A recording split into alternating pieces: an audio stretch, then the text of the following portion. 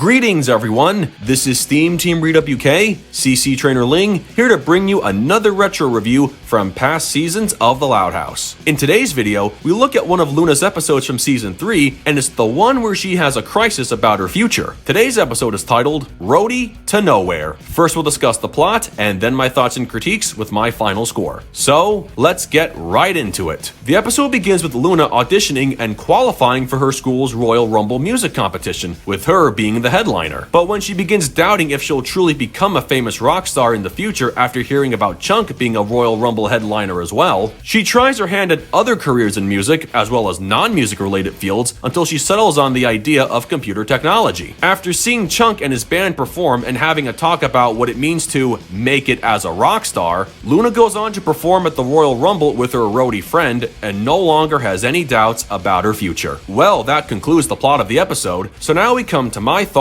and critiques. Even though this isn't the first episode made for the third season, it was the first episode to premiere to kick off the new season, and honestly, you couldn't ask for a better season opener than this one starring Luna Loud. She was the best thing of the episode because of how relevant and relatable her conflict was. They do this kind of storyline again in the future episode Driving Ambition, but I have to say this was done just a bit better here. We've all been Luna at some point, where we as young adults begin contemplating as if our future goals are going to come true, and if they don't, we may end up living in a van or something similar. That's when we start thinking of backup plans if we don't reach that one goal we want to achieve the most. In Luna's case, she had the right idea of channeling her musical ambitions by working in a record store and being a DJ, even though she was fired from both on her first day for being overly passionate. Between scaring people with music trivia and going into business for yourself, I can see why she didn't last. Now, even though Luna couldn't stomach working as a dentist or a waitress, given who she had to put up with, I did find her ability to fix a computer a tad interesting because of her history of recording music. A little bit convenient, but I had to give her credit for using her knowledge of music and putting it towards something just as useful for the benefit of other musicians, which I think would have broken her achy breaky heart in the long term. I think that's why she didn't consider going down the path of becoming a professional sound editor or something relating to computers in the music industry, because it would remind her of how she failed to become a rock star, as in seeing other bands recording music for the fame she always wanted. Hence why she would have preferred to just work on computers in general and leave her passion for music behind. However, she needed to realize that passion and fame don't always go hand in hand, which brings me to two very important characters. Mrs. Proportion and Chunk were some good voices of reason, as well as being a source for the Louders' backstory. They explain how you don't have to completely give up your passion if you don't become famous as a result. Mrs. V said some play as a hobby, and that's what Chunk had been doing with his own band since being in the Royal Rumble himself. It turned out he didn't live in a van like Luna suspected, and he gave her some inspirational words of encouragement. His definition of making it is performing for the enjoyment of others, no matter the crowd size, and playing for his own enjoyment as well. I really like the messaging from both of these adults, and it's hard to dispute the importance of what they said. However, the best messaging came from Luna herself when she sang her song at the end. She reflected upon how certain career paths aren't for her, and that she shouldn't pursue something she doesn't like out of fear of not reaching her ultimate goal. That's very similar to Chunk. He's not world famous, but what he does is good enough for him, and it's good enough for Luna too. Her rock and roll dream may be crazy and may be impossible, but as long as you love doing what you're doing, you can still live out that dream of yours in other ways, and it can still come true, if you catch my meaning. Now to wrap things up, I'm going to make the one joke I've been waiting to make this whole time. I'm going to assume Luna won the Royal Rumble, and we all know what that means. She's going to WrestleMania!